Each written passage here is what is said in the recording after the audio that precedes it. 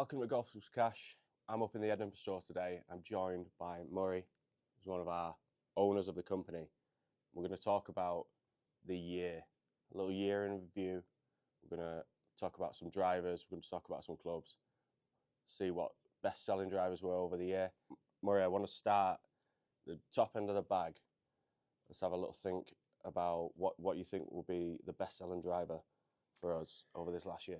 The best-selling driver, we have always been asked by customers, what we've got wall-to-wall golf equipment. What is the best-selling driver and what is the best-selling brand with us? And generally, it's the brand and equipment that we don't have a lot of because people want it.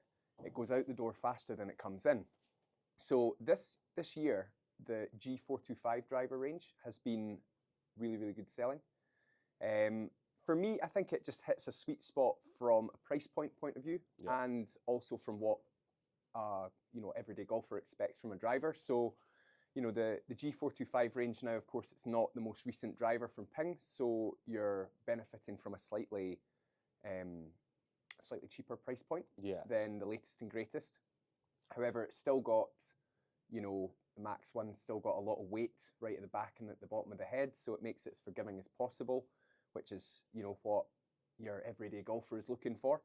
Ping haven't really brought out I'm not going to say a bad driver, but a driver that hasn't sold particularly well for really 10 plus years now.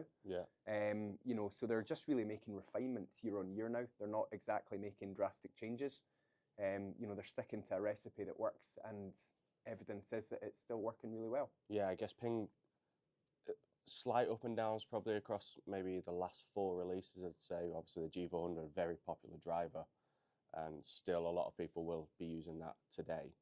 G410, a little bit polarizing when I spoke to people who've used it. I personally haven't used it myself, but yeah, like I can see from a consumer's point of view that when you're looking to buy, especially in the market as it is now, obviously the size that we are, we can see that there are trends. So I guess the 425 makes sense in a way where you think someone's going to walk in, get really good value for money on a club that's maybe, not really that old, not really been used that much, and they're still going to get a lot of time out of that club themselves.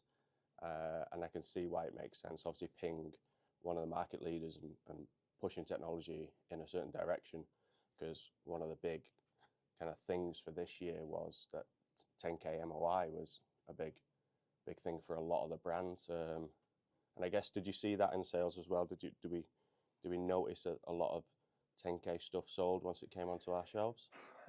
It's a good question. I honestly think the 10K marketing that particularly TaylorMade pushed, and other brands are Ping looking at it as well. But what is the real difference between a driver from 2021 and a driver from 2023, 2024? That massive step forward in forgiveness, it's not really that massive a step, because the drivers from 2021, 2022, were also still really really good, really forgiving. So, I mean, it's something that the marketers can jump on, but I don't necessarily think it's made a massive improvements for the everyday golfer. I mean, I think if we look back at a few years ago when TaylorMade introduced the twist face technology, I think the story behind that was really convincing, and I think for golfers, they're likely to have seen benefit. You then look at the change from or the change to carbon, which again a few of the manufacturers are now starting to push. Again, is it going to make a huge difference? My opinion is probably not. The average golfer in the UK, if we look at handicaps across the board, the average handicap is around 17 for a man, and it's a wee bit higher for a woman. So, the quality that we're looking at, these golfers generally, people are looking for something that's going to keep them straight and something that's going to help get the ball in the air. And if it goes a long way, then great. But the difference year on year isn't going to be massive. And, I think that's why we benefit from, having in stock, drivers that are, one model, two models older than the standard, the latest one. Sorry. Did you see that across brands as well? Yeah, I mean, generally we like to pitch ourselves as, you know, the place to come if you're, you know, you're not looking to get custom fitted. You've maybe got an idea of what you're looking for. You've maybe, you know, the driver you're currently using, you want to have something similar, but maybe just a newer version. And you know, you're price conscious as well. So for us, if you look at drivers over the, you know, the last 5 years, the biggest difference in what we have on the shelf is the price, really, of the drivers in the last 5 years. You know, if you look at your mobile phone, you know, if you've got the iPhone 14, how much difference are you going to experience in usage if you've got an iPhone 16? You know, it's not a huge difference.